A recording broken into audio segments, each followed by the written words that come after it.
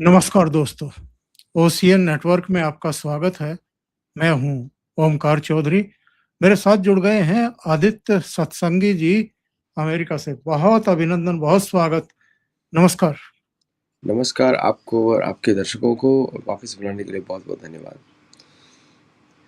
तो जरा एक खबर पर नज़र दौड़ाते हैं।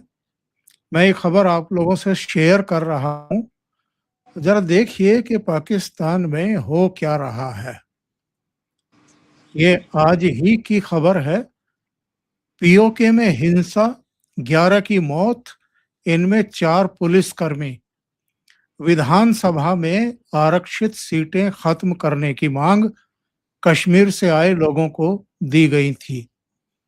और डिटेल ये है इस खबर की, वहां पर जो ज्वाइंट अवामी एक्शन कमेटी यानी जेएएसी है, और जो वहां की लोकल यानी क्षेत्रीय सरकार है, प्रदेश सरकार है, उसके बीच ये संघर्ष हुआ है। आज एक प्रदर्शन रखा गया था। इससे पहले भी एक प्रदर्शनकारी की मौत हो गई थी। उस जहां उसकी पार्थिव देह रखी गई थी, डेड बॉडी रखी गई थी, वहां पर कुछ लोग इकट्ठा हुए थे, प्रदर्शन किया गया था। वहीं पर पुलिस ने आकर के उनको तीतर बीतर करने की कोशिश की। नतीजतन मामला हिंसक हो गया और फिर दोनों तरफ से ही फायरिंग, पथराव और तमाम दूसरी चीजें हुई। नतीजा 11 लोगों की मौतें हुई हैं, जिनमें 7 नागरिक हैं, 4 पुलिसकर्मी हैं। तो आदित्य जी के पास चलते हैं पहले, उसके बाद मैं आपको 2024, 2025 और 26 की भी कुछ घटनाओं के बारे में बताऊंगा। और आदित्य जी से जानेंगे कि पीओजेके में ये हो क्या रहा है, यानी पाक अधिकृत कश्मीर में क्या हो रहा है, और इस आंदोलन को दबाने की कोशिशें क्यों चल रही हैं। जी आदित्य जी। देखिए, पाक अधिकृत जम्मू और कश्मीर, गिलगित बाल्टिस्तान, देखिए अवैध अ, ये जो मैं जब इस प्रोटेस्ट को देखता हूँ तो वहाँ का प्रोटेस्ट बेसिक चीज़ों के लिए है। बिजली, पानी, लोकल गवर्नेंस और जैसे आपने मुझे एक आर्टिकल भेजा, राजनीतिक प्रतिनिधित्व, इसके लिए है मोस्टली प्रोटेस्ट। और मतलब बेसिक चीज़ें वहाँ पे अवेलेबल नहीं है। और जेएसी अगर इसको आप देखें, ठीक से स्टडी करें, ये तो वहाँ की मस्जिदों की पार्टी है। मतलब आप सोचिए कि इनिशियली इसका क्रिएशन आप देखें, आप लोग गूगल पे सर्च कर सकते हैं कि ये क्यों बनाई गई थी पार्टी और इनको क्यों रिप्रेजेंटेशन नहीं दिया गया। क्योंकि अभी भी पाकिस्तान जो है इस अधिकृत एरिया पे ठीक पूरी उसकी सरकार नहीं चलती है। उसको इसने एक रखा हुआ है एज ए सुजरेंटी, कि मतलब कि वो एक दूर से सरकार चलाता है और जिसकी वजह से वहाँ के जो भी लोकल ग्रुप्स हैं उनको कोई रिप्रेजेंटेशन नहीं है। भारत में उसका उल्टा विपरीत होता है। भारत में द पार्टीज जम्मू कश्मीर में चाहे जो भी लोग लोकल लोगों का मानसिकता हो कश्मीर वैली में, लेकिन उसको पूरा रिप्रेजेंटेशन है। अब वो लोग कंपेयर कर रहे हैं कि वहाँ पे क्या डेवलपमेंट है, हमारे यहाँ क्या डेवलपमेंट है। वहाँ पे वहाँ के मतलब भारत का तो पूरा कश्मीर है, तो भारत के एरिया में ट्रेन्स चल रही हैं, वंदे भारत ट्रेन्स चल रही हैं, टूरिज़्म आ रहा है। तो वहाँ की सरकार ने उसको दबाने के लिए वहाँ पे टेरर इंसिडेंट्स किए। पहलगाम हुआ, उसके पहले भी बहुत सारे इंसिडेंट्स होते रहे। लेकिन अब उनको ये दिख रहा है कि इकोनॉमिक एडवांटेज अगर भारत के साथ रहेंगे तो बेटर है। उनको ये दिख रहा है, प्लस उनकी सिक्योरिटी भी बेटर है। तो ये एक तरीके से आप ये भी देख सकते हैं कि भारतीय influence through media is very high in that area. तो वो लोग जुड़ना भी चाहते हैं भारत के साथ। देखिए, अभी तक मैंने कोई भी प्रोटेस्ट में देखा नहीं है कि हमको भारत के साथ जाना है। वापस इनका जो प्रोटेस्ट मैं देख रहा हूँ, कश्मीरी प्रोटेस्ट है, हमारा कश्मीर है, उस पे प्रोटेस्ट है ज़्यादातर। उससे कुछ सॉल्व होने वाला नहीं है। बट नॉनदलेस एक तरीके से भारत के लिए अच्छी बात ही है कि लोकल कंट्रोल पाकिस्तानी इस्लामाबाद का थोड़ा कम हो रहा है वहाँ पे। और भी ये बढ़ेगा, ये कम होने वाला नहीं है। बिकॉज इवेंचुअली 2027 तक 28 तक मुझे ऐसा लगता है कि भारत के प्लान्स हैं कि इसको वापस भारत में लाया जाए। और क्योंकि हमको जिलजिल बाल्टिस्तान चाहिए, और जो लोकल जियोपॉलिटिक्स है वो डिमांड करती है कि अब वो भारत का एक्सेस सेंट्रल एशिया से डायरेक्टली रोड वाला होना चाहिए, अब वो डिमांड करती है। तो the original idea of Pakistan creation by UK ने और अमेरिका ने जो किया था, दैट इज गॉन नाउ। क्यों? तो उनका आइडिया था कि रशिया को अप्रोच करेंगे वहाँ से, दैट इज उसका रेलेवेंस अब नहीं रहा है। और आपने देखा होगा कि भारतीय फॉरेन मिनिस्ट्री की भी स्टेटमेंट आई थी, एक्सटर्नल अफेयर्स मिनिस्ट्री की भी, जहाँ पे उन्होंने वहाँ पे कोई प्रोजेक्ट सी पैक और रोड्स का जो प्रोजेक्ट्स जो पाकिस्तान और चाइना बना रहे थे उसमें अपोज किया है। It goes through Indian territory, उन्होंने बोला वेरी क्लियरली। और साथ में आप देखेंगे कि बलूचिस्तान और खैबर पख्तूनवाला, ये सब एरियाज में एक इंडिपेंडेंस की डिमांड कर रहे हैं। और जिस तरह पाकिस्तानी कंट्रोल अब छूटता जा रहा है इन सब एरियाज से, विल सी कि मोर सच प्रोटेस्ट विल कम। और पुलिस की गोलीबारी, अब लोग मीडिया में तो रिपोर्ट हुआ था कि 200 लोग मरे हैं, बट आई थिंक जो आपने सर्च किया एआई पे, that is a more realistic figure मेरे हिसाब से, बिकॉज बहुत सारा रिपोर्ट्स एग्जेजरेटेड भी है, लेकिन ये रियल फिगर्स हैं जो आपने बताया मुझे कि लाइक टोटल अगर आप देखते हैं कि 2026 में 11+ लोग मरे, बिल्कुल 11+। तो लेकिन कंसिस्टेंटली गोलीबारी वहाँ पे इसीलिए चल रही है कि लोकल एडमिनिस्ट्रेशन जो रिमोट से चलाता था इस्लामाबाद, अब वो टूटता जा रहा है। पब्लिक प्रोटेस्ट है इसके विरुद्ध। आप कंडीशंस देखिए, बिजली नहीं है 80% गाँव में, 80% गाँव में बिजली नहीं है, पीने का पानी नहीं है, नेचुरल सोर्सेज नहीं है, क्योंकि उन सबको पाकिस्तान यूज़ करता है। फिर आप मिलिट्री इंस्टॉलेशंस देखिए स्कर्दू में, तो ये सारे installations are favoured over anything else, तो उनको भी मालूम है इलीगल है, इसको भारत लेके रहेगा। तो पाकिस्तान ने कभी कोई इन्वेस्टमेंट नहीं किया है वहाँ पे। और इसलिए जो पूरा जो कश्मीर का मूवमेंट है जो चलाया गया था भारत में अलगाववाद फैलाने के लिए, उसकी तो कमर यहीं पे टूट गई एक्चुअली। मैं ये देख रहा था आदि जी, मैं आपको भी और दर्शकों को भी ये साझा कर लेता हूँ। 2019 यानी जब जम्मू कश्मीर से 370 हटाई गई, तब के बाद से जो प्रमुख विकास के काम हुए हैं, चेनाब नदी पर रेल ब्रिज निर्माण हुआ है, उसका उद्घाटन भी प्रधानमंत्री ने किया है। उधमपुर श्रीनगर बारामूला रेल लिंक पूरी हुई है और रेल चल रही है बारामूला तक, यानी उधमपुर से श्रीनगर जम्मू कश्मीर की राजधानी और फिर बारामूला तक रेल जा रही है। और ये 12 महीने चलती है, बर्फ में भी चलती है। कटरा श्रीनगर ये वंदे भारत ट्रेन चालू हुई है 2025 में। इसके अलावा अंजी खड ब्रिज ये भी निर्माण हुआ है, रेलवे पुल है, ये शुरू हो चुका है, दुर्गम क्षेत्रों को सीधा जोड़ रहा है। 36 सुरंगों का और 943 पुलों का नेटवर्क तैयार हुआ है। जम्मू श्रीनगर राजमार्ग का नवीनीकरण किया गया है, यानी चौड़ी भी की गई है और माल ढुलाई जो है आसान हो गई है। सोनमर्ग टनल का निर्माण और संचालन शुरू हुआ है। लद्दाख और कश्मीर के बीच में यानी श्रीनगर के बीच में सीधा संपर्क हो गया इससे। जोजिला टनल परियोजना में तेजी, ग्रामीण सड़क नेटवर्क का विस्तार, एम्स जम्मू की स्थापना हुई है, 11 नए मेडिकल कॉलेज खोले गए हैं, जिला अस्पताल आधुनिकीकरण कर दिया गया है, आईआईएम जम्मू का विस्तार किया गया है, उच्च शिक्षा संस्थानों में पैसा लगाया गया है, खेल स्टेडियम बनाए गए हैं, मैदान बनाए गए हैं, औद्योगिक एस्टेटों का विस्तार किया गया है, जल विद्युत परियोजनाएं उन पर काम चल रहा है, 624 मेगावाट बिजली के उत्पादन का। पेयजल और शहरी योजनाएं जो हैं उन पे काम चल रहा है और 46,000 करोड़ से अधिक की नई परियोजनाएं वहां पर चालू की गई हैं। एक तरफ जम्मू कश्मीर है, 370 हटाए जाने के बाद यहाँ पर विकास की एक तरीके से गंगा बहा दी गई है, और दूसरी तरफ पाकिस्तान वाला हिस्सा है।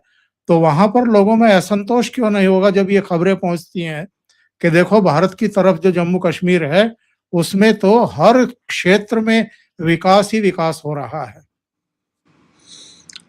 ये सारी खबरें जो पहुंच के लोगों का लगता है कि बहुत कुछ नुकसान हो रहा है, भारत के साथ नहीं जुड़ के बहुत नुकसान हो रहा है।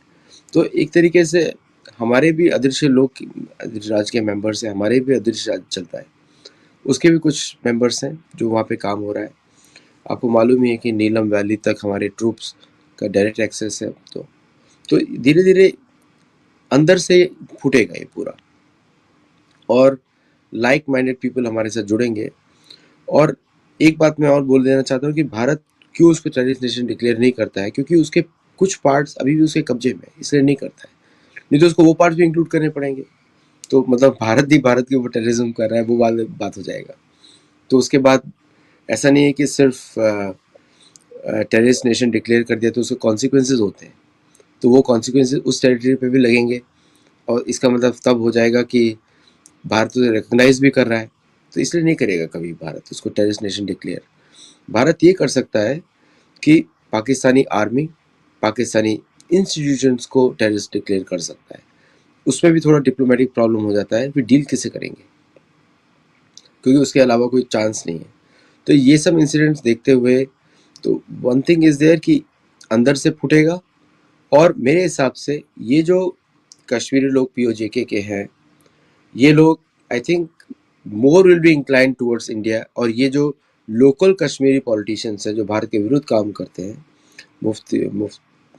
महबूबा एंड ऑल दिस पीपल, वो लोगों का वर्चस्व खत्म हो जाएगा भारत के भारत मतलब कश्मीर, जम्मू कश्मीर में। और साथ में जिलजिल बाल्टिस्तान तो भारत के लिए स्ट्रेटेजिक इम्पोर्टेंस बन चुका है, बाकू के साथ कनेक्शंस के लिए, कैस्पियन पाइपलाइन से कनेक्शंस के लिए। और सोचिए कि अगर वो खुल जाता है रास्ता भारत के लिए, तो तेल डायरेक्टली इंपोर्ट किया जा सकता है सेंट्रल एशिया से।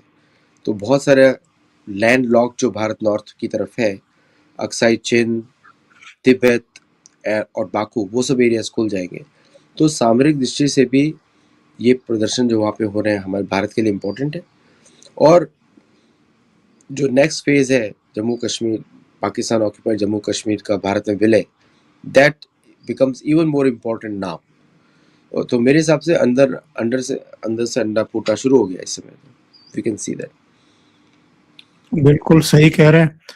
और मुझे याद है 2024 में जब वहां फायरिंग हुई थी तो राजनाथ सिंह साहब का एक बयान आया था, 2025 में भी आया था, जिसमें 8 से 10 लोग मारे गए थे, और उन्होंने कहा था कि ये हमारे नागरिक हैं, ये भारत के नागरिक हैं, और इन पर इस तरह का जुल्म ज्यादती बर्दाश्त नहीं की जाएगी। तो ये अपने आप में एक बहुत स्ट्रेटेजिक भी और वैसे भी बहुत महत्वपूर्ण बयान था राजनाथ सिंह का। राजनाथ सिंह बड़े नपे तो बयान देते हैं, उनकी ट्वीट्स के लोगों को बड़ा ध्यान से सुनना चाहिए हर बार। देखिए, भारत का कंसिस्टेंट पॉलिसी है, 94 के रेजोल्यूशन के बाद कंसिस्टेंट फॉरेन पॉलिसी है। किसी भी सरकार ने पाकिस्तान को टेररिस्ट नेशन डिक्लेयर इसीलिए नहीं किया है, उसके खुद के नागरिक उसके अंदर आ जाएंगे, फिर कॉन्सिक्वेंसेज है। ट्रेड एम्बार्गोस, अपनी टेरिटरी पे ट्रेड एम्बार्गो हम कैसे लगाएंगे? तो जो लोग क्वेश्चन करते हैं भारतीय सरकार को, first declare Pakistan is terrorist state, तो क्वेश्चन करना बड़ा आसान होता है। अगर उसको डिक्लेयर कर दिया तो हमारे एरियाज भी इंक्लूड हैं। अब दूसरा इसमें एक और बात है कि अभी आपने देखा होगा कि भारतीय सेना ने अपने नागरिकों पर कभी भी हैवी वेपन्स यूज नहीं किए, इवन नक्सल्स के ऊपर। और पीओजेके में भी आपने देखा होगा बड़ी सिलेक्टिव बम्बार्डमेंट होती है, पॉइंट टू पॉइंट। भारत ने कभी भी सामान्य नागरिकों को टारगेट नहीं किया पीओजेके में, चाहे उनका मानसिकता जो भी हो। उन्होंने मिलिट्री इंस्टॉलेशन पर टारगेट किया है। तो पीओजेके के अंदर मिलिट्री इंस्टॉलेशन आप मैप्स देखेंगे तो आपको दिखाई देगा पाकिस्तानियों ने इनकी पॉपुलेशन के बीच में स्थापित किए, तो उसको भारतीय सेना टारगेट ही नहीं करती है जान माल के नुकसान की वजह से। वो उन एरियाज को टारगेट करती है जो रिमोट एरियाज में हो, जिससे जब ज़्यादा नुकसान ना हो। ये भी वहाँ के नागरिकों को दिख रहा है कि कितना रिस्पॉन्सिबल तरीके से भारतीय सेना एक्ट करती है उनके साथ। स्कर्दू में आपने देखा होगा कि भारतीय प्लेन्स फ्रीली उड़ रहे थे सिंदूर के समय में, फ्रीली, स्कर्दू के ऊपर, स्कर्दू के साइड में। तो एयर डोमिनेंस तो भारत का पूरा कंप्लीट है। आई थिंक अगर ये सिचुएशन आगे बढ़ती है और वहाँ के लोग अपनी इंडिपेंडेंस डिक्लेयर करते हैं और वहाँ के लोग बोलते हैं कि हम भारत के साथ विलय करना चाहते हैं as soon as possible, I think that will be the good call for resolving the problem. जो प्रॉब्लम मेन है कि अधिकृत हमारा भारत का एरिया उन्होंने इलीगली ऑक्यूपाई किया हुआ है। पाकिस्तान का कोई कनेक्शन नहीं है ऑन द ग्राउंड। पाकिस्तान के सिर्फ मिलिट्री बेसिस है, उनको इजीली आइसोलेट किया जा सकता है। उसका जो जो पीपल टू पीपल कनेक्ट भी नहीं है। पाकिस्तान ने अपने सारे पुराने जनरल्स को उधर बिठाया हुआ है, पुराने सेना के लोगों को बसाया हुआ है, डेमोग्राफिक सबवर्जन किया है। बहुत सारे पंजाब प्रोविंस के लोग पाकिस्तान के वहाँ पे रहते हैं, तो वो सब लोगों को यहाँ के लोग फेंक देंगे उखाड़ के बाहर, because they are the eyes and ears of this Islamabad regime. तो आई थिंक सिचुएशन तो अभी खुलती जा रही है। मेरे को लग रहा है कि कब वो एक्शन होगा, वी हैव टू सी। अगर जब भी होगा तो जिलजिल बाल्टिस्तान का रास्ता हमको वापस लेना पड़ेगा कंट्रोल में। चाइना के लिए तो बहुत ही आसान काम है। China can deal with India, India is a reliable partner, CPEC उसका सिक्योर हो जाएगा if we recognise, continue to recognise Henry McMahon line.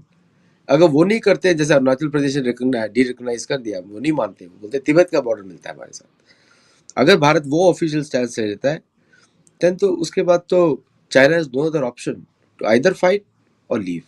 वो लड़ेगा तो है नहीं वो। तो अक्साई चीन बिल्कुल। के लिए तो बहुत ही सुंदर लेवरेज भारत के पास है। अच्छा, ये स्ट्रेट ऑफ हॉर्मुज पर आज एक और शिप को निशाना बनाया गया, उसमें आग लगी। 24 नाविकों को इंडियन नेवी ने रेस्क्यू किया है। इसके बाद हमारे विदेश मंत्रालय ने एक एडवाइजरी जारी की है कि ईरान में जितने भी भारतीय हैं वो जल्दी से जल्दी ईरान छोड़ दें।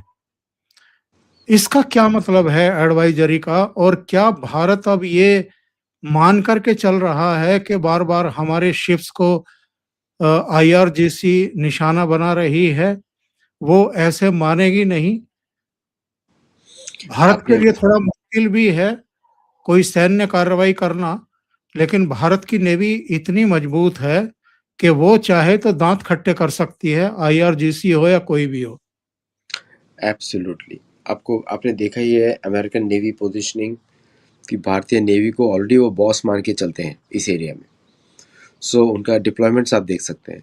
तो भारतीय शिप्स आर फॉरवर्ड डिप्लॉयड और उनके शिप्स आर बैकवर्ड डिप्लॉयड, दूर हैं। तो अ, ये उसी की तरफ इशारा करा जो आपने बताया जस्ट नाउ कि Bharat is willing to take a proactive step. तो अगर सोर्स पे ख़त्म करना होगा तो ये पर्ल हार्बर मोमेंट है भारत के लिए भी, कि पर्ल हार्बर में जिस तरह ब्रिटिश ने जापानीज को उकसाया था और जापानीज ने वहाँ पे अटैक कर दिया, फिर that become a cause for America's involvement into world war 2। ये इतिहास है। सो ये वही कोशिश की जा रही है किस तरह भारत इन्वॉल्व हो जाए तो अमेरिका को हेल्प हो जाएगी, that one more power is involve locally.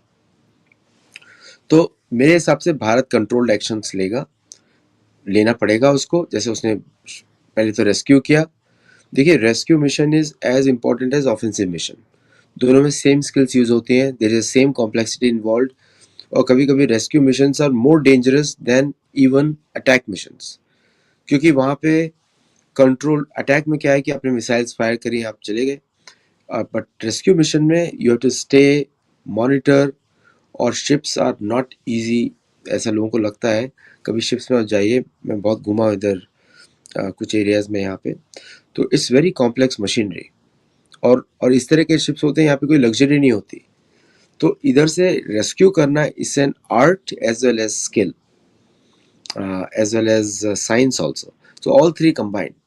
तो रेस्क्यू मिशन ज़्यादा डेयरिंग होते हैं in the event of hostile firing. तो यहाँ पे भारत पहले तो इन्वेस्टिगेट करेगा किसने एक्चुअली किया, क्योंकि आजकल क्या हो गया है मिडिल ईस्ट में, कभी अटैक्स होते हैं अननोन लोगों से, जैसे कतार एयरपोर्ट पे जो अटैक हुआ था, it was not a IRGC drone, it was a American drone actually, जो उसका कॉपी था।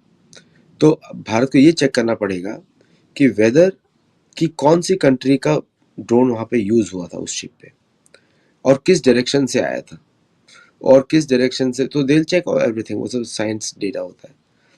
Then after that India will take the next course of action. लेकिन वार्निंग देना जरूरी था, क्योंकि अगर भारतीय शिप वहाँ पे, भारतीय फ्लैग शिप है, भारतीय ओन शिप है या फ्लैग्ड है, कोई भी शिप होगा, they it is the responsibility of anyone which is controlling the water to tell us. तो ये पहला वार्निंग था। अब military side, navy will evaluate it, जो भी इसमें निकलेगा। तो आई थिंक अगर अमेरिका या इजराइल या ब्रिटेन इन्वॉल्व होगा इस इंसिडेंट में, तो उनको प्राइवेटली वार्निंग दी जाएगी। और अगर ईरान इन्वॉल्व होगा तो ऑलरेडी उन्होंने इशू ही कर दिया है, उनको लगा IRGC ने अटैक किया है। तो कोशिश तो बहुत की जाएगी कि भारत थोड़ा सा उकसे इन्वॉल्व हो। मुझे नहीं लगता भारत इन्वॉल्व होगा लॉन्ग टर्म कॉन्फ्लिक्ट में इस एरिया में, बिकॉज ये उस तरह का है कि उसके रिसोर्सेज खप जाएंगे। क्या पता पाकिस्तानियों ने किया हो, वी नेवर नो। तो ये आउट, जब तक इस रिपोर्ट नहीं बाहर आती है, वी डोंट नो। तो इसलिए पहला स्टेप तो ये था, वार्निंग दे दें, वो कर दिया। Next steps will be after this. और इजराइल तो अमेरिका के काबू से बाहर हो गया है, ना वो लेबनान पर अटैक रोक रहा है, ना ही ईरान पर अटैक रोक रहा है। एक सदर्न लेबनान में फोर्ट है, फोर्ट ड्यूकेसन, और ऐसा है डियरपोर्ट, ऐसा एक फोर्ट है। तो Israel is gaining land in Lebanon, तो गोलन हाइट सिक्योर कर लेंगे वो, और भी सिक्योर कर लेंगे, और लैंड ले लेंगे। तो Israel is very clear what they want. तो इसलिए वो तो नहीं रोकेंगे, क्योंकि उनका मोमेंटम है इस एरिया में। और अमेरिका का कंट्रोल इसराइल पे इसलिए भी नहीं रहेगा, क्योंकि इसराइल का को मालूम है अमेरिकन पॉलिटिक्स में क्या चल रहा है, और पॉलिटिकल डिसीजन है सारे। तो मुझे नहीं लगता कि Israel is going to stop. मेरे हिसाब से ट्रम्प का ही बाहर जाना होगा रादर देन इसराइल स्टॉपिंग। और ईरान ने रिटेलिएट किया, अभी सीजफायर डिक्लेयर किया जस्ट 2 घंटा 3 घंटा पहले। और पहली बार अप्रैल के बाद they attacked on the cities of Israel, और उसमें उन्होंने मिलिट्री इंस्टॉलेशन को टारगेट किया है। इसराइल ने पहली बार, मेरे को लगता है, शायद मैंने पहली बार पढ़ा होगा, उसने प्लेन से बैलिस्टिक मिसाइल्स यूज करी है। So that means they have new set of weapons with their testing. तो अब इसराइल का रीच नेचुरली वहां तक पहुंच गया है जहां पे उसको अमेरिका की जरूरत नहीं है। सो विद दीज डेवलपमेंट्स, मुझे ऐसा लगता है कि जिस तरह लोकलाइज प्रोडक्शन कर रहा है इसराइल, प्लस इंडिया के साथ भी उसका पैक्ट हुआ है $8 बिलियन का, जहाँ पे भारत में भी मैन्युफैक्चरिंग होगी उसके मिसाइल्स की, विच हाँ, इंडिया कैन यूज एंड दोनों इसराइल कैन यूज। तो दोनों मिलकर के यूज भी करेंगे, निर्यात भी करेंगे। तो विद ऑल दैट डेवलपमेंट, मुझे नहीं लगता कि ये युद्ध खत्म होगा until the greater Israel plan is reached. और दोनों के बीच का जो सेपरेशन है, वो अब जिस दिन वो सेपरेशन ऑफिशियल होता है, उस दिन भारत को बहुत फायदा होने वाला है, बहुत ज़्यादा। Because now, then after that, Indian troops can be forward deployed around Pakistan and also conflict zones. और वो उस एरिया में पीस लेकर आएगा। People should not forget कि ईरान में भी large Jewish population है। ईरानी Jews are also big numbers. तो ये बोलना कि ईरान में Jews नहीं है, वो भी गलत बात है, क्योंकि बहुत सारे ईरानी Jews are also fighting this war. तो इसलिए बहुत सारा चीज़ें आर मैन्युफैक्चर्ड है। ये वेस्टर्न प्रॉब्लम्स है, कौन ऑयल कंट्रोल करेगा, Britain versus USA versus Europe, ये भी इश्यूज चल रहे हैं। इसलिए आप देखेंगे कि आपके दर्शक फॉलो कर सकते हैं भारतीय ऑफिशियल गवर्नमेंट पोजीशंस को भी, वेरी एक्यूरेट। इसलिए चुप है भारत, क्योंकि कॉम्प्लेक्सिटीज बहुत ज़्यादा है।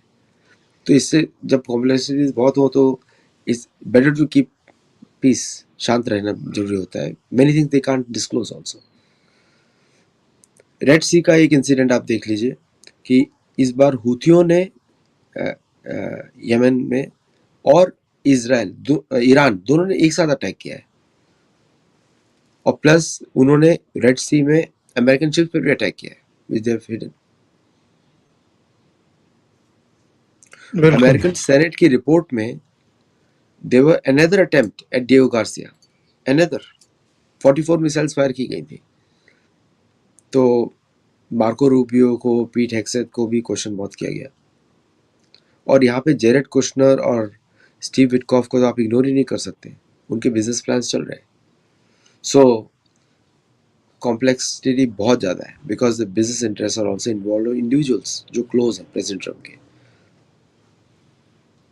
आदित्य जी, बहुत बहुत धन्यवाद जुड़ने के लिए, इतना समय निकालने के लिए और बहुत महत्वपूर्ण विषयों पर चर्चा करने के लिए बहुत बहुत धन्यवाद आपका।